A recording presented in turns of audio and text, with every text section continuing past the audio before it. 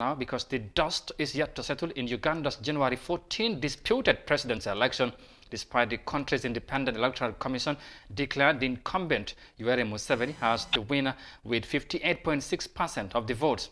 However, his main challenger, Bobi Wine, has rejected the results and has since been under house arrest at his residence in northern outskirts of the capital, Kampala. The military surrounded Wine's home after he cast his ballot in the country's presidential election, according to reports. Now, joining me to discuss more on this is Isaiah Kawire, one of the coordinators of Bobi Wine's People's Power and opposition party in Uganda. Well, thank you very much, Mr. Isaiah, for joining us to discuss on this development. First, I ask, now, can you update us, our viewers, of course, about the latest development you are receiving from Kampala? Well, what's happening in Kampala is that there's a lot of tension. Actually, by the time, before I came on air, there was something to do with Mr. Museveni wanting to assassinate Bobi Wine. And that has been a trending story. And we have been projecting that maybe this guy might do it. There's been a lot of tension. But as I can speak right now, actually, he has not succeeded, it seems, because our president is live and kicking. So we don't expect him to do anything dirty, because if he does anything dirty, he knows what Ugandans are capable of doing. That's what's happening in Uganda. All right. Is Bobi Wine still kept in his home? He is not allowed to go out?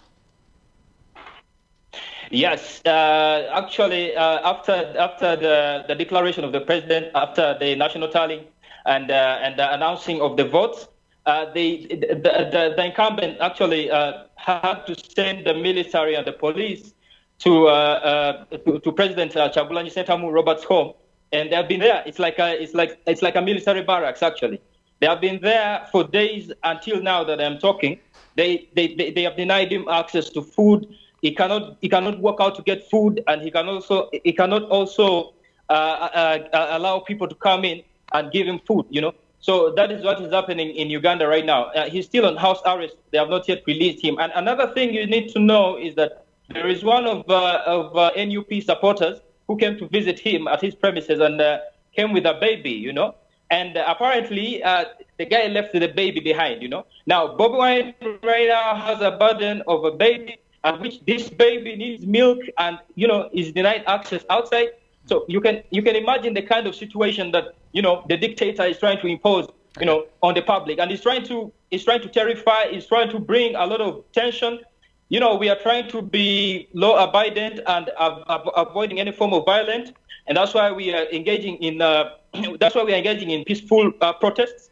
But if he does drive us to that point where we cannot handle any more peace, then he will get the doors from us. Okay. Now let me ask you about the East African, community regional bloc. That is, of course, and I would just want you to tell us, in terms of their efforts, what are they doing to mediate the ongoing post-election crisis in your country? Well, I don't think there's anything much that the East African community is doing. The only development that we saw was the president, Rais Uhuru Kenyatta, the president of Kenya, he actually made a post congratulating the incumbent, Yoweri Kaguta Museveni, of his win. And then less than 5 minutes, before 5 minutes elapsed, he had pulled off that post. You know, so I mean, like what's happening right now is that the East African community has nothing to say about the win of Mr. Yoweri Kaguta Museveni. So they're currently silent, and even the team that was sent from the East African community to go and monitor the elections, they were unable to say anything about the results. Actually, they remain silent up to today. Like everybody is in doubt about this guy's win, and so that means that the East African community is silent. All right. Now, Bobi Wine, of course, also refused to accept last week's election, as you may know, results, of course, saying he won instead of the incumbent. Now, whose window was certified by the Independent Electoral Commission. What do you think must have went wrong? Actually, it's like as if they did the opposite of the result, Like President Robert Chagulanyi Sentamu, the rightful president-elect of Uganda right now, he did beat the incumbent by about 76%, of the votes that came from the elections. And what happens right now is that, again, the EC came out and said that there were only 9 million people that voted in that election process that went on. But unfortunately, according to our YouVote app, because NUP, National Unity Platform, our party has an app. We developed an app that can help us. This dictator has, since 2006, has been using this strategy to rig elections. So we came up with an app, and according to the results of the app, there were 14 million Ugandans that voted. So there's a question about the 5 million Ugandan votes, Right. Ugandan vote, So, I mean, he had to hide away those ones. And again, he had to do the opposite of the 9 million votes and then, in favor of the incumbent. This guy did not get even up to 20% of the votes out of the elections that were conducted, Right. So that is what's happening. But as I can tell you, I'm in Nairobi right now, and I am trying to gather all Ugandans that are in Nairobi. Actually, I Yes, have gathered all of them. I was going to ask about that. If you can hear me, if you can, hear me out. That you hear are you. currently coordinating a process in front of the Ugandan embassy in Kenya, where you are speaking to us live from right now. Now, Yes. what message are you trying to send to the global world?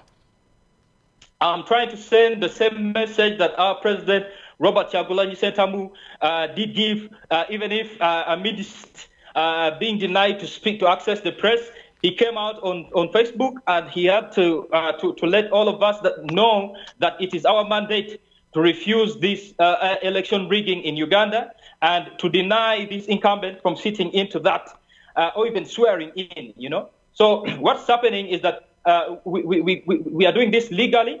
I mean, all our task force team of the NUP, we are getting permission from the regional police commanders, of the different areas that we are going to protest in. And as I can speak, we have that approved already by the regional police commander of Nairobi. So we are set to go to the Ugandan embassy this Friday from 10 a.m. to 1 p.m. We shall be at the Ugandan embassy. Okay. And we shall not leave the embassy until we speak to the Ugandan ambassador. All right. Mr. Isaiah, thank you very much for your time. It was good to have you on the line. Thank you. All right. That was Mr. Isaiah Kawe Keru, of course, who is speaking there on behalf of the, the team or those that are supporting the opposition leader of Uganda, Bobi Wine, and they are coordinating a protest in Kenya at the front of the Ugandan embassy in Kenya.